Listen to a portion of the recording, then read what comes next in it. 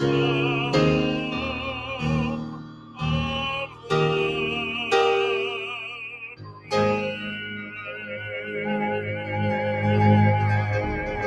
at 5 in the 805. This is our BioMedLey edition. I'm Sandra Mitchell. I'm going to be your host tonight. I'm an anchor and reporter at KTLA 5 here in Los Angeles, formerly KCBS and KCAL. To further emphasize that I am clearly an 805er. And I did go to USC and I got my master's in accounting there. So we can come together and join forces despite our differences.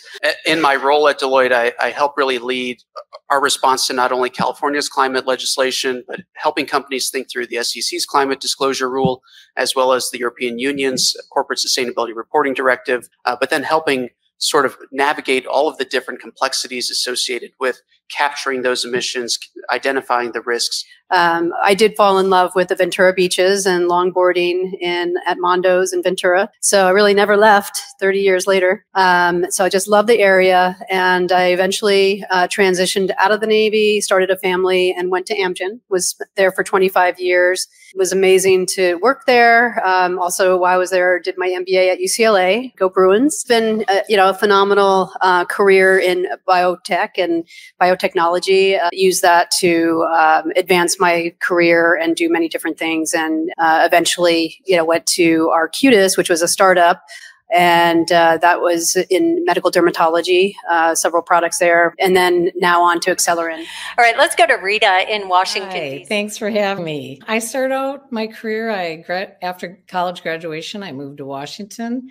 And I was fortunate enough to work on the Senate Appropriations Committee. And that was an invaluable experience to launch into the private sector, where I shortly got into the healthcare industry, pharmaceutical in particular, getting into federal affairs for Amgen for 7 years, Roche for 5 years, and then I've opened the Washington office for AmerisourceBergen. You talked about the thyroid eye disease. Can you tell us about proof of concept and how you're working through those things? What we're finding with many of the companies we work with is just to advance your business, to grow new business, to respond to RFP requests. Many times companies are saying, please tell us, in addition to responding to other fields.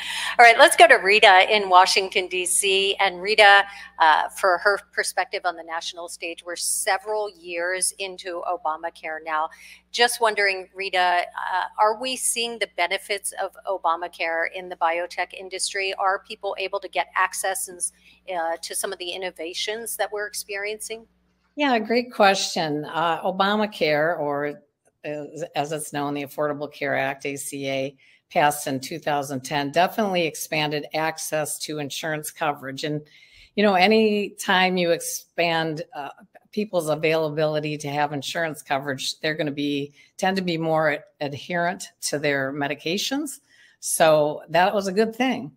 But in terms of the real impact to pharmaceuticals and biosimilars and the usage of them, in 2022, some legislation passed, the Inflation Reduction Act, that had a really much larger impact on pharmaceutical and biotechnology. All right, David, when we talk about sustainability, I know you've worked in smaller companies, larger biotech companies. What are sort of the differences in that sustainability space? Sure. It's a lot easier for the big pharma, big biotech companies to have sustainability programs, and their programs are a lot more mature at this point, having to address it over the last couple of years and having very strong environmental health and safety departments. So they have the ability to go out there and they're measuring their electricity, and they have older systems that it's very easy to go and say, look, I'm going to replace this piece of equipment with a much more efficient unit.